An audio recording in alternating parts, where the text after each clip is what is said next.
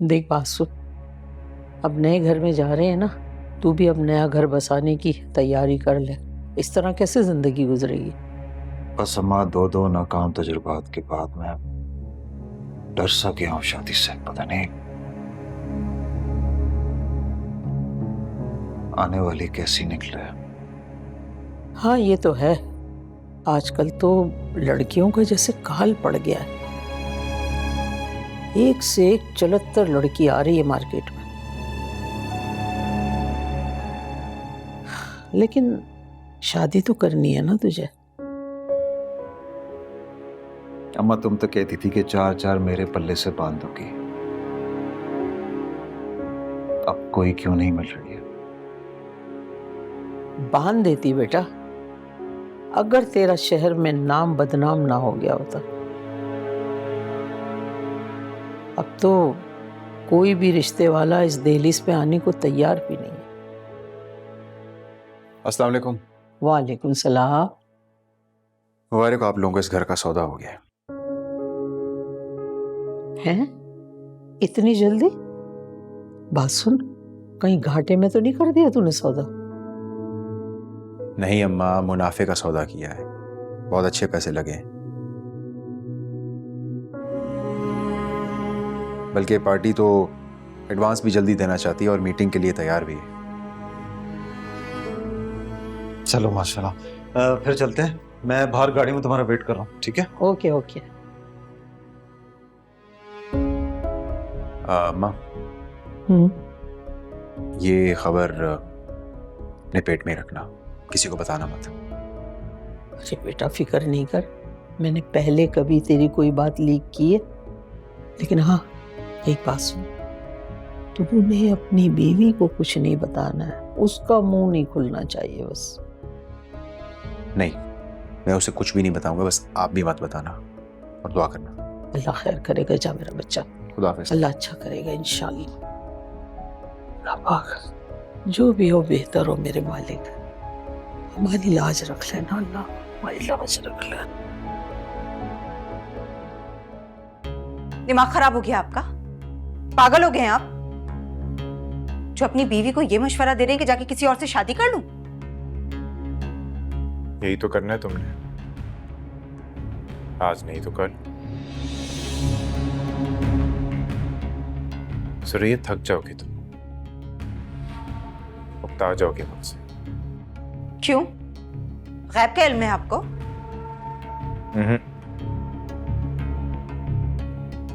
लेकिन इंसानी फितरत से बखूबी वाकिफ हूं मैं। सुरैया, कोई भी मुकम्मल इंसान अपनी सारी जिंदगी किसी अधूरे इंसान के साथ नहीं गुजार सकता। बस कर दे, बड़े है मेरा दिमाग पढ़ने वाले। साफ साफ कहे ना कि आप तंग आ गए मुझसे। क्यों ड्रामे कर रही हो तुम बिलाल के लिए? जाओ, वो भी लिख कर देने के लिए तैयार हूं। उसे भी ले जाओ अपने साथ।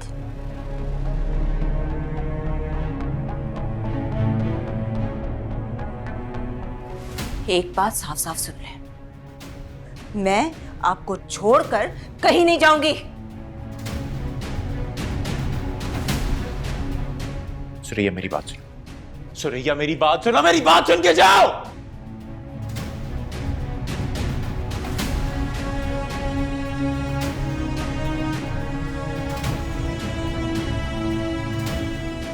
चले जाओ, सब मुझे छोड़ के चले जाओ।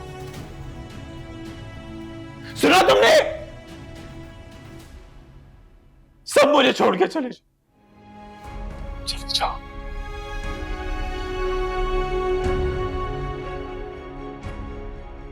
चले जाओ मुझे छोड़ के।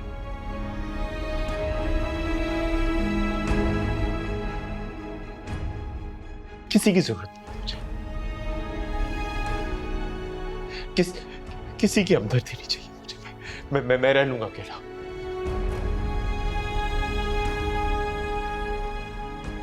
मैं रह लूंगा अकेला। ये भी खाना। नहीं खाला जान, मुझसे नहीं खाया जा रहा। भाई खाना तो पड़ेगा। डॉक्टर हर विजिट में कहती है तुम्हारा वेट बहुत कम है। लेकिन कोई बहस करने की जरूरत नहीं है। ये भी खाओ, इसको भी खत्म करो और उसके बाद तुम्हें अपनी सारी विटामिन्स खानी है मेरी निगरानी में। गुल, तुम्हारे नाम की रजिस्ट्री आई है। हाँ हाँ, गुल के नाम क्या आ गया भाई? खोलो जरा अहमद। अम्मी, गुल के नाम है, मैं कैसे खोल सकता हूँ? आप और मैं अलग अलग हैं क्या? खोलें?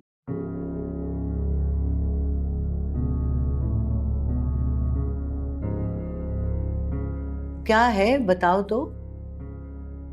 नोटिस है अदालत की तरफ से।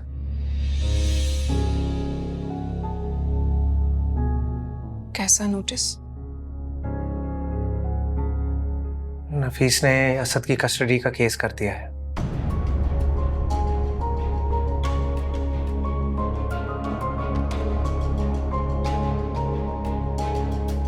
चलो भाई, अब ये नई मुसीबत शुरू होगी। कुल, तुम्हें परेशान होने की जरूरत नहीं है। नफीस ने अगर ये केस किया है तो इसका मतलब है कि वो मुझसे असद को छीन लेगा। वो यही चाहता है। अरे भाई, कोई बाप भी अपनी औलाद को छीनता है क्या? असद उसका बच्चा नहीं है। ना उसने कभी उसकी फिक्र की, ना कभी परवाह किया, ना उसने कभी पूछा। वो सिर्फ मेरा है क्योंकि हमेशा मैंने उसका ख्याल रखा है। गुल, रिलैक्स करो, असद को कोई कहीं नहीं लेके जा रहा। अरे परेशानी मीलों दूर होती है, तुम पहले ही घबराना शुरू कर देती हो। और अहमद, तुम्हें क्या जरूरत थी ये मनहूस रजिस्ट्री खोल के पढ़ने की और फिर उसे बताने की? अम्मी, मैंने तो इसलिए बता दिया क्योंकि इसे पता चलना ही था।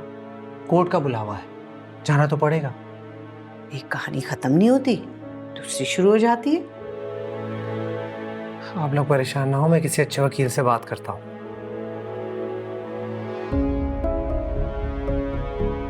देख रहे हो, बिना खाए पिए चली गई है। जाओ, जाके देखो।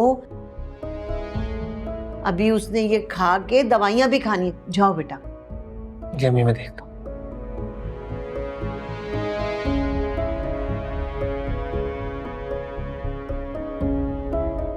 मुसीबत पे मुसीबत ने ढेरा डाल लिया है।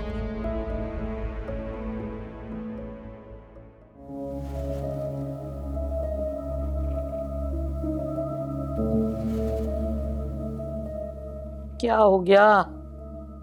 कुछ कह दिया फिर नोमी ने?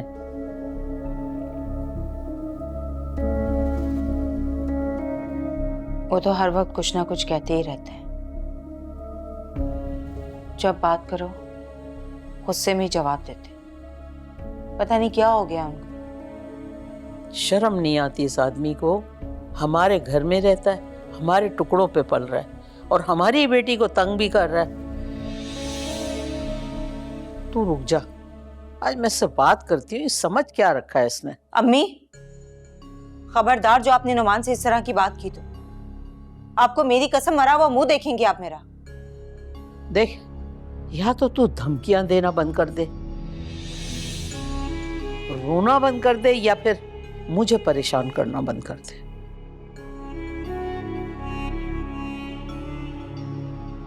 क्या करूं मैं भी इंसान हूं, थक जाती हूँ। तो मुझे ऐसा लगने लगा है जैसे आपकी सुरैया टूटने लगी है। अरे नोमी जैसे पत्थर से सर टकराएगी तो टूटेगी ना। पता नहीं क्या हो गया है, हंसते बसते घर को नजर लग गई है किसी की। पहले याद है अम्मी किस तरह से नुमान मेरी हर बात मानते थे, जैसे मैं कहूँ बस वैसे ही करते थे। और अब हाँ, नजर तो मेरे पूरे घर को लग गई है। अब ये मकान भी बिक जाएगा। पता नहीं कहाँ दर बदर घूमेंगे हम लोग। अम्मी, घर का कोई ग्राहक आया? तेरे भाई तो इसी सिलसिले में निकले। अम्मी, जैसी मकान का बयाना मिले ना, मेरा हिस्सा मुझे दे दीजिएगा। मैं जाके अपने लिए घर ले लूंगी। हद होती है खुद गर्जी की सुरैया। अभी तो हमें ये नहीं पता कितने में घर बिकेगा, कितना एडवांस मिलेगा। फिर आगे भी तो देना होगा, हमें भी तो दूसरा घर लेना है। तुझे अपनी पड़ गई। जो चाहे मर्जी कहे मुझे, मैंने सोच लिया है इस घर से जो मुझे हिस्सा मिलेगा मैं उसे अपना छोटा मोटा घर ले लूंगी और बाकी के पैसों से कारोबार करूंगी। जो मर्जी है करना, एक बार अपना हिस्सा ले लेगी ना तो फिर हमारे पास वापस नहीं आना। हमने कोई ठेका नहीं ले रखा है जो सारी जिंदगी तेरे खानदान को पालते रहे। तो आप पूछे इन लोगों को।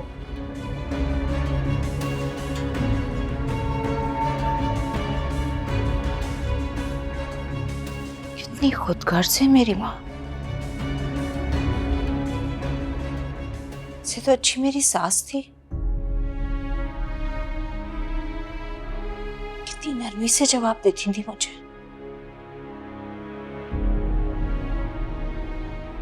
अगर आज वो जिंदा होती तो नुमान को संभाल लेती। मुझे इस तरह से ये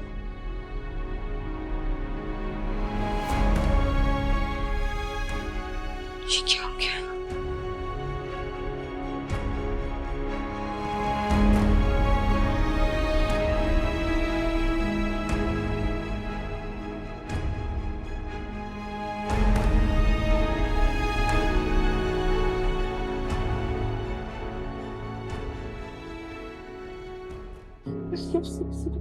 कुल प्लीज रो मत। कुल देखो, अगर तुम इसी तरह रोगी तो तुम्हारा बीपी हाई हो जाएगा। और क्या करूं? मुझसे असद को छीनने की बातें कर रहे हैं। ये सोच सोच के मेरा दिल घबरा रहा है कि अल्लाह ना करे जज ने अगर नफीस के हक में फैसला कर दिया या असद को उसके हवाले कर दिया तो मैं क्या करूंगी? सो व्हाट कुल, जज ने अगर फैसला दे भी दिया तो वो बच्चा है, उसका कानूनी और शरई हक है, उसका बाप है, वो मिल सकता है वो अपने बच्चे से। और तुम क्या, कोई भी उसे अपने बाप से मिलने से रोक नहीं सकता। ये तुम कह रहे हो? क्योंकि यही हकीकत और सच है। तुम जितनी जल्दी से कबूल कर लोगी तुम्हारे लिए अच्छा है। क्या जानते हो तुम जो हकीकत जानते हो ना वो बिल्कुल सच नहीं है। कुछ नहीं जानते हो तुम। अरे किस तरह मैंने तकलीफ काटी है, किस तरह मैंने वो दिन गुजारे, ये मैं जानती हूं। अरे उसके बाप ने तो उसे अपनाने से इनकार कर दिया था। मेरे बच्चे को तो पैदाइश से पहले ही मारने की कोशिश की थी। यही हकीकत और यही सच है, क्या तुम जानते हो? मैं तुम्हें कैसे समझाऊं, अब तुम सिर्फ असद की मां नहीं हो, तुम्हारे अंदर एक और जिंदगी सांस ले रही है जो असद से बल्कि मुझसे भी पहले आती है। तो तुम यूं क्यों नहीं कहते कि तुम्हें सिर्फ अपनी औलाद की फिक्र है, मेरी नहीं? हाँ मुझे है इसकी फिक्र, क्योंकि ये हमारा मिरेकल बेबी है और मैं इसके लिए पोसेसिव हूं, टची हूं। तो जाहिर हो रहा है कि तुम कितने खुदगर्ज हो। सिर्फ अपनी औलाद के बारे में सोच रहे, मेरी नहीं। अगर मैं सिर्फ अपना सोच रहा होता ना तो असद के बाप के होते हुए उसकी कफालत ना कर रहा होता गुल। बस अहमर, अब तुम चाहे जो कुछ भी कह लो, लेकिन इतने दिनों से जो तुम्हारा रवैया मैं देख रही हूँ असद को लेकर, मैं देख रही हूँ कि किस तरह तुम उसे इग्नोर कर रहे हो और किस तरह तुम उसके साथ पेश आए। मुझे नजर नहीं आता सिर्फ इसलिए कि तुम्हारी अपनी औलाद आने वाली है। अब तुम्हें असद फालतू लगने लगे। तुम उसे मुझसे दूर करने की तरकीबें सोच रहे हो। तुम जो मर्जी समझ लो कुल, लेकिन मेरा ये राइट है कि मेरा बच्चा हेल्दी पैदा हो। और तुम्हारे सारे रवैये से ना मुझे लग रहा है कि तुम इस बात से मुखलिस नहीं।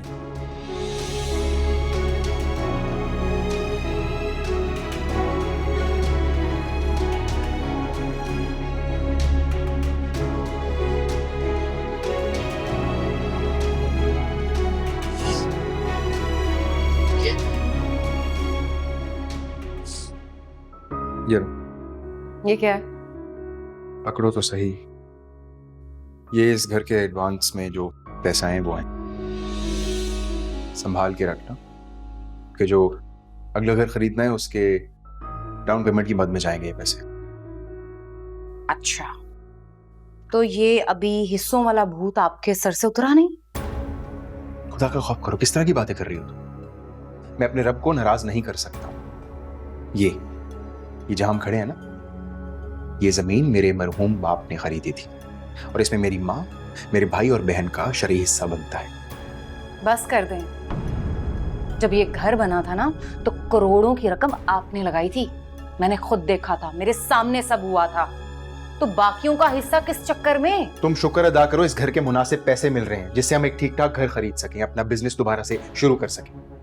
मुझे डर लगता है कि तुम्हारी यही नाशुक्रियां, यही नेगेटिव बातें, ये हमें किसी दिन बुरा दिन दिखाएंगी। हाँ, सब डाल दें आप मेरे पे, ठीक है?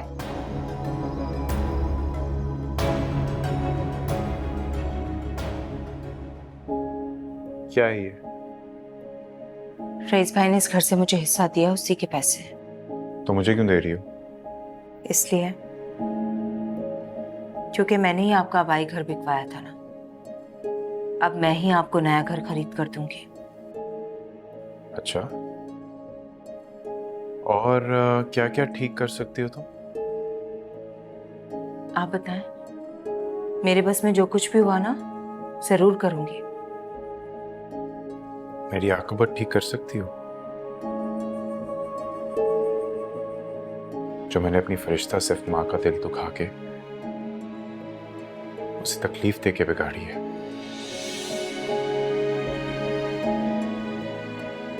बताओ, कर सकती हो?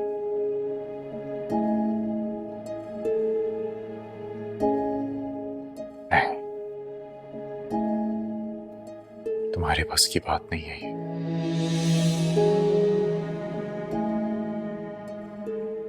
बल्कि किसी के भी बस की बात नहीं।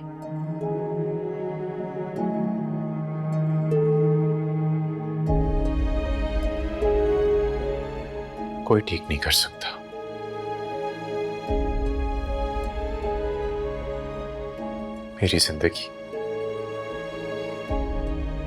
मेरी जिंदगी इसी पछतावे में गुजरेगी कि मैंने अपनी मां का बहुत दिल दुखाया।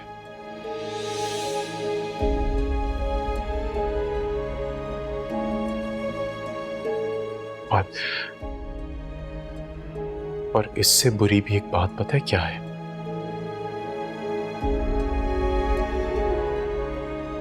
मैं उनसे माफी नहीं मांग सका सुरैया, और ना ही कभी मांग सकूंगा।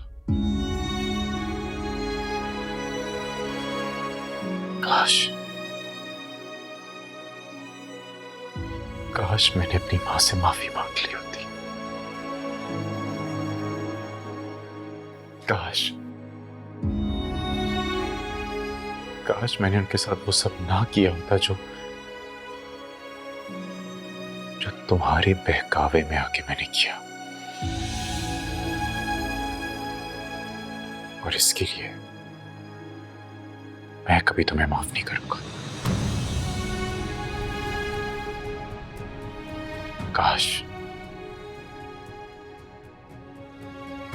काश कि मैंने उनसे माफी मांग ली होती।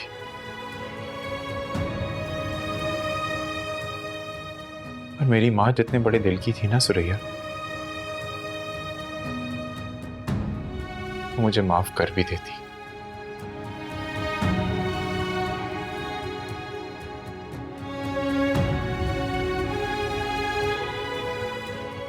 काश।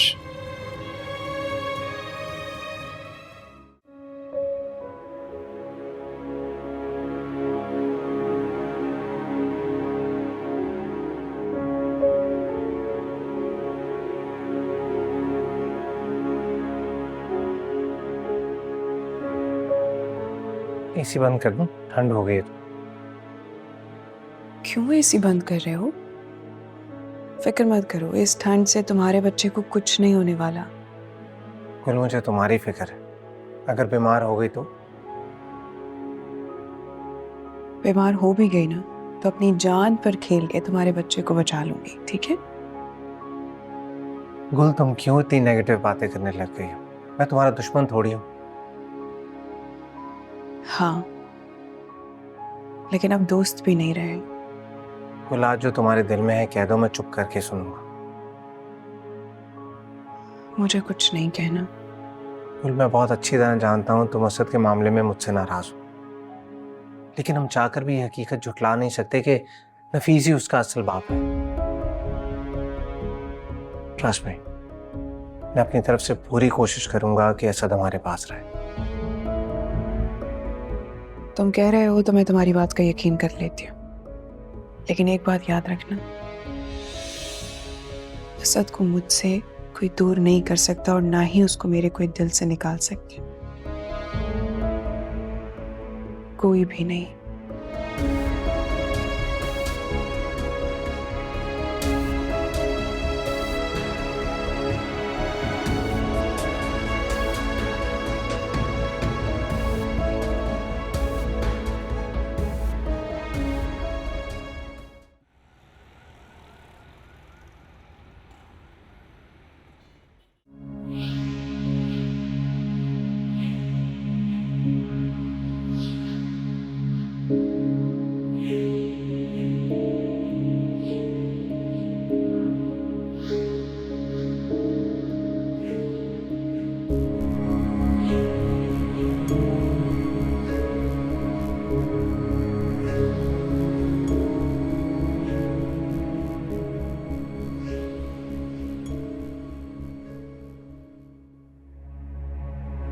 यार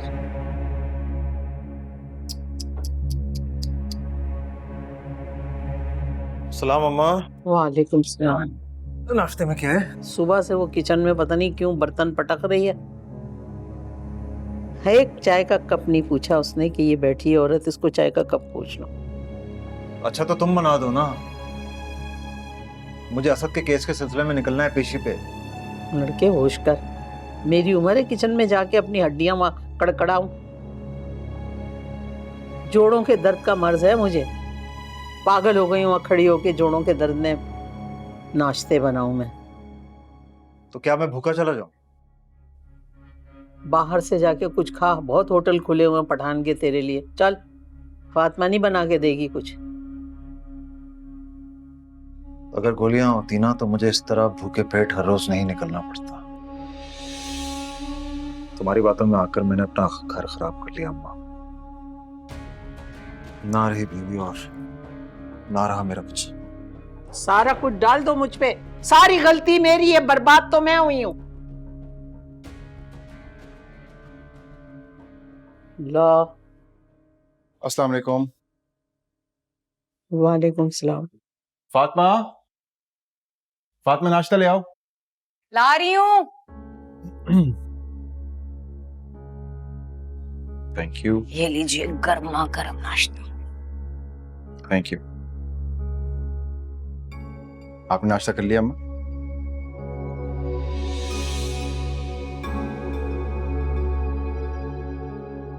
देखो बात सुनो, तुम्हारी जो बीवी है ना, ये सिर्फ तुम्हारा नाश्ता बनाती है, खाना बनाती है, और या रमीज का। मेरी जब हिम्मत होगी, हड्डियों ने इजाजत दे दिया, तो जाके अपना नाश्ता खाना खुद बनाऊंगी, खाऊंगी। फातिमा, तुमने अम्मा को नाश्ता नहीं दिया?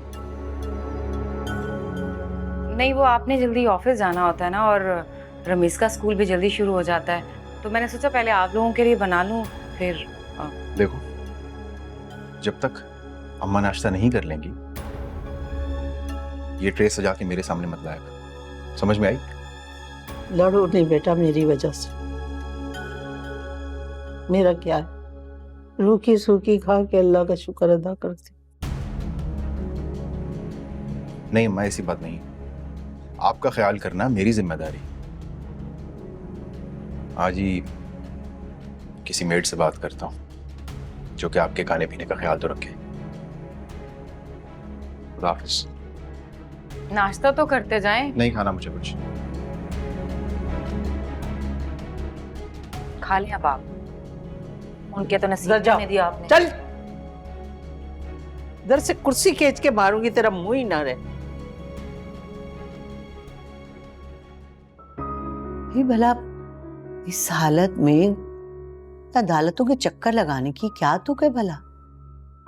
कोर्ट की डेट है, हमें जाना तो पड़ेगा। अरे नहीं जाओगे तो कौन सा कयामत आ जाएगी?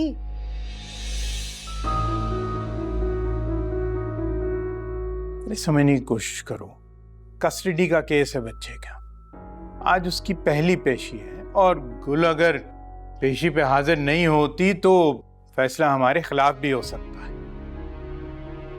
अरे खुदा न खासा तो कौन सा कत्ल के केस की पेशी है कि ना जाने पे कोई मुश्किल हो जाएगी? लेकिन मेरे लिए जिंदगी और मौत का सवाल है। अगर मैं नहीं गई तो अदालत को लगेगा कि मैंने उसके नोटिस को सीरियस नहीं लिया और फिर फैसला नफीस के हक में भी जा सकता है। अरे तो कर देना फैसला, दुनिया में एक ही अदालत थोड़ी है। भाई मर्जी का फैसला नहीं हुआ तो बड़ी अदालत में चला जाए बंदा। ये कैसी बच्चों जैसी बातें कर रही हो? देखो असद अभी बहुत छोटा है और गुल के साथ अटैच भी बहुत है, और अगर एक दफा फैसला नफीस के हक में आ गया तो दोबारा केस करते करते जानती हो कितना वक्त लग जाता है। तो इस बात की नौबत ही क्यों आने दी? ऐसे मामलात अदालतों में नहीं, आपस में बैठ के हल किए जाते हैं। मैं समझी नहीं, आपस में बैठ के मतलब? हाँ हाँ, बाहमी रजामंदी से होते हैं ऐसे फैसले। खुद ही तय कर लो आपस में बैठ के कि एक हफ्ता बच्चा तुम्हारे पास रहे, एक हफ्ता अपने बाप के पास रहे। इस तरह माँ बाप दोनों का कलेजा ठंडा भी रहता है और अदालतों के चक्कर लगाने की भी जरूरत नहीं पड़ती। हौल वला कुव्वत। अरे बात वहां पर की जाती है बुशरा जहां पर कोई समझदार लोग हों। रजिया आपा और नफीस तो पूरे खानदान में खर दिमाग मशहूर है। अब आप लोग आपस में उलझने लगे हैं, बताएं करना क्या है? भाई गुल की हालत को मद्देनजर रखते हुए मेरी तरफ से तो साफ इनकार है। बेटा इस वक्त तुम्हारी वालदा जो है ना वो जज्बाती होकर बात कर रही है। बेहतर यही होगा कि तुम दोनों कोर्ट जाओ, आगे अल्लाह बेहतर करेगा। गुल बेटा परेशान मत हो, इंशाअल्लाह फैसला तुम्हारे हक में ही आएगा। इंशाल्लाह। ठीक है।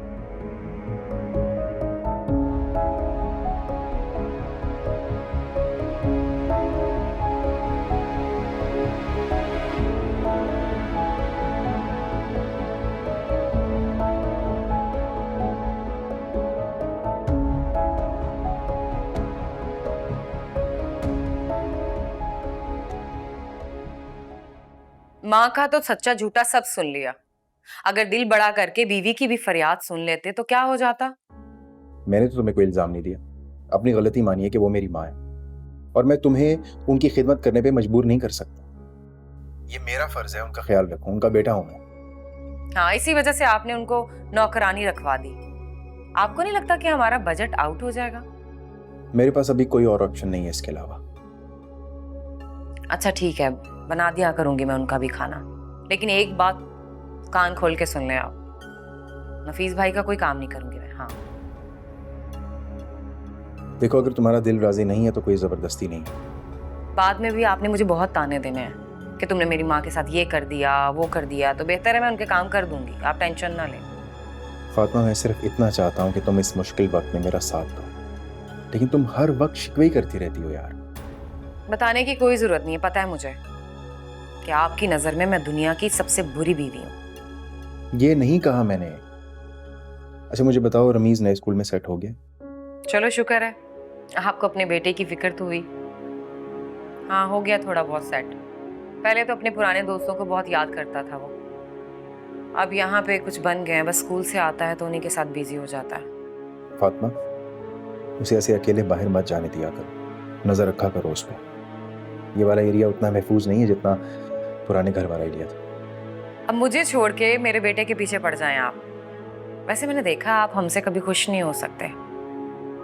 पहले तो हमारे घर से उठाकर इस छोटे से मोहल्ले में लाकर आपने हमें फेंक दिया, ऊपर से ये एतराज़ात आपके ख़त्म होने का नाम ही नहीं लेते।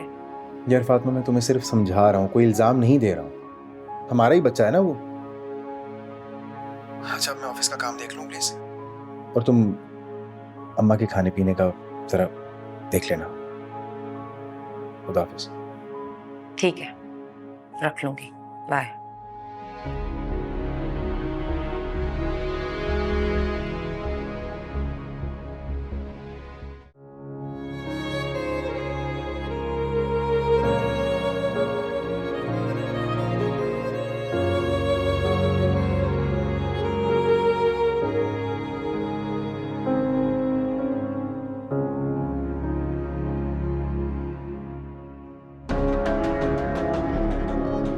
अरे असद, आओ इधर आओ मेरे पास। मैं पापा हूँ आपका। एक सेकेंड, अदालत की इजाजत के बगैर तुम इस बच्चे से बात नहीं कर सकते। वकील साहब समझाए ने। मैं बाप हूँ इसका।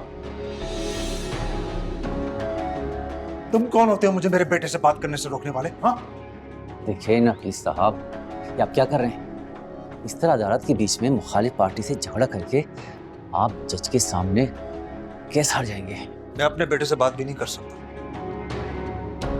तो फिर मैं आपको किस बात की फीस दे रहा हूँ? हाँ, देखिए नकील साहब, मैंने आपसे पहले भी कहा था कि ये केस लंबा चलेगा, आपको सब्र से काम लेना होगा। आप ऐसी हरकत करेंगे तो ठीक है, आप केस वापस ले लीजिए। नहीं नहीं, ऐसा कुछ नहीं होगा।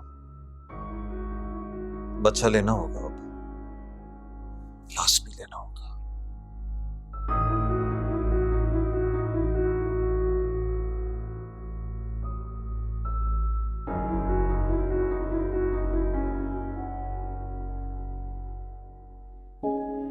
हाँ बेटा, सब कुछ ठीक हो गया?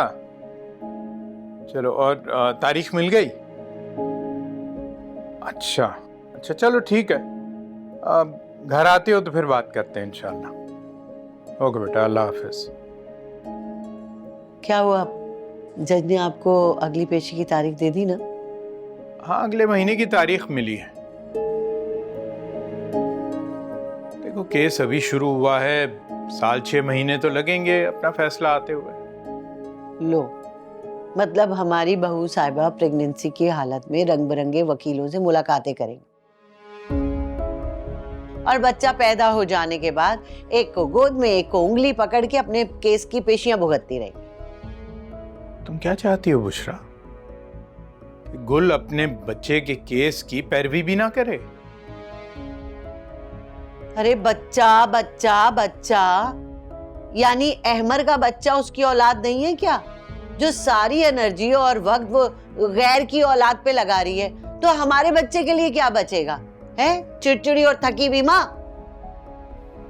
खुदा का खौफ करो बुशरा, एक माँ होकर तुम एक दूसरी माँ के बारे में ऐसे कैसे सोच सकती हो? अच्छा, बस मुझे ही डराना, अपनी बहू को कुछ ना समझाना।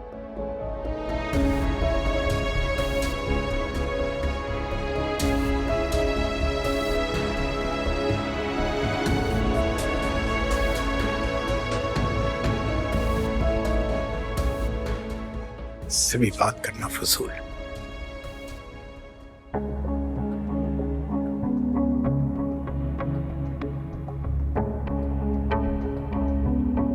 नौशी, तुम पागल हो गई हो? घर छोड़ के जा रही हो? मैं मजीद नहीं रह सकती इस टॉर्चर सेल में। कहाँ जाओगी? हाँ, कहाँ जाओगी? ना कोई रिश्तेदार है, ना कोई सहेली, ना कोई सहारा। ये आपका मसला नहीं है।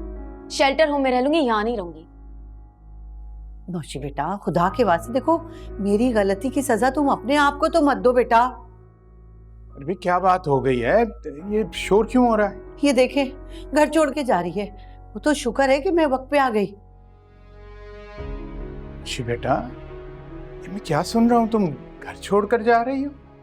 जी, दम घुटता है मेरा यहाँ।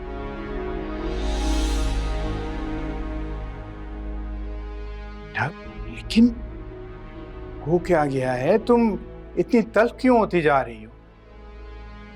बस मुझे यहाँ नहीं रहना अब्बा, जाने दीजिए मुझे। एक तरफ अब्बा कह रही हो और फिर यहाँ से जाने की इजाजत भी मांग रही हो। बेटा, मैं तुम्हें कैसे लावारिस छोड़ सकता हूँ? आप समझते क्यों नहीं है? मैं नहीं रह सकती मजीद इस घर में। बस यही रट लगा रखी है इस लड़की ने। बेटा, तुम्हारे मरहूम वालिद से हमने वादा किया था, हम वादा कैसे तोड़ सकते हैं? अच्छा देखो, तुम यहाँ पर नहीं रहना चाहती ना, ठीक है, मैं तुम्हें किसी हॉस्टल में दाखिल करवा देता हूँ, लेकिन तुम्हें यह वादा जरूर करना पड़ेगा कि तुम दिल लगा कर पढ़ोगी, ठीक है?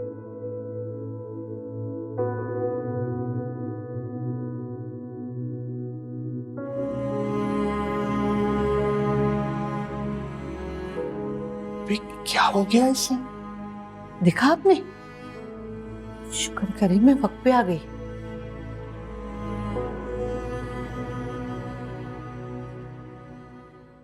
तुम तो अभी से घबरा गई हो कोई, अभी तो केस की शुरुआत। देखा था उस वक्त किस तरह वो सबके सामने मुझे बदकिरदार साबित करने की कोशिश कर रहा था।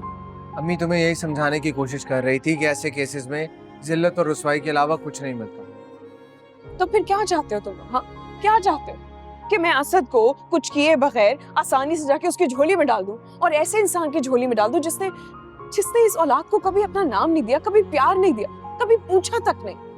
मैं ये नहीं कह रहा, लेकिन उससे कोई ना कोई सेटलमेंट तो की जा सकती है ताकि तुम इस खवारी से तो बच जाओ। देखो, उसका वकील अदालत में तुम्हारे किरदार की धज्जियां उड़ा देगा। उसका जो दिल चाहता है वो मुझे कहे, जो समझना है उसको समझे, और किस बात का समझौता करूंगा?